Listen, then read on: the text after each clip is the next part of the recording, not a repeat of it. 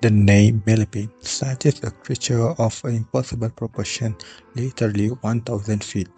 But for most of human history, it was a poetic exaggeration. Most species you find in your garden spot between 30 and 400 legs. However, the scientific community was rocked in 2021. Deep in a mining region of Western Australia, researchers discovered new millipede savanna. Living 6 meters underground, this spell eyeless marvel was found out to have 1006 legs, finally making the name millipede a literal rarity.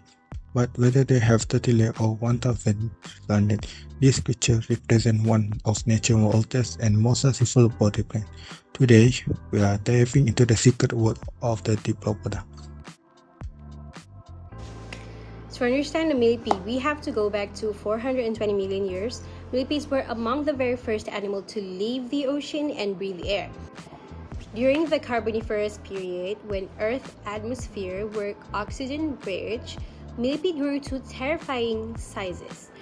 Meet Arthropleura, this prehistoric relative grew up to 2.6 meters, nearly 9 feet long. It was the largest land invertebrate to ever exist.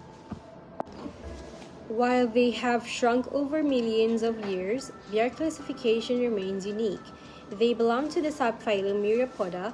While they look like insects, they are actually more closely related to crustaceans like lobsters and shrimp than they are to beetles or flies. The defining feature of a millipede is its dipolar segments. If you look closely at a centipede, you will see one pair of legs per segment. But look at a millipede and you will see two. So, why the double legs? Well, evolutionarily, millipedes fuse two body segments into one to provide more power for pushing through soil. Locomotion? They don't move their legs all at once. They move them in a metachronal wave. This means the legs move in a coordinated ripple-like sequence from front to back. This provides immense low-gear torque, allowing them to bulldoze through dense leaf litter and pack off. Millipedes are slow. They can't outrun a bird or a lizard, so they've turned to chemical warfare. Along the sides of their bodies are ozophores. When threatened, they secrete a cocktail of chemicals. Some species produce hydrogen cyanide, which, in small amounts, is enough to repel an ant or a bird. Others produce quinones, which can stain human skin and cause a burning sensation. In some fascinating cases in the Amazon, capuchin monkeys have been observed grabbing millipedes and rubbing them on their fur. The monkeys aren't being mean.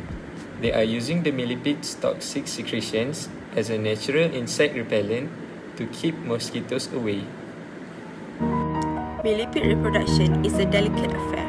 Males have modified legs on their seventh segment called gonopods, which they use to transfer a sperm packet to the female. When the young hatch, they are tiny instars with only 3 pairs of legs. To grow, they must molt, but for a millipede, molting is dangerous. They become soft and vulnerable. To stay safe, many species build a molting chamber out of soil and silk.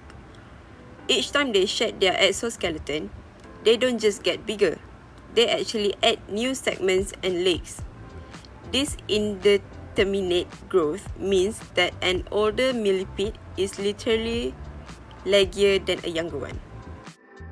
Ecologically, millipedes are detritivores. Think of them as an extension of the forest. They eat what no one else wants, dead, decaying wood, and fallen leaves. By chewing this tough organic matter, they break it down into frost, millipede poops, which is rich in nitrogen and microbes. Without millipede and their cousin of the wildlife, forest floor will become clogged with dead matter, and the tree above will starve for nutrients. They are essential for healthy summer cycle.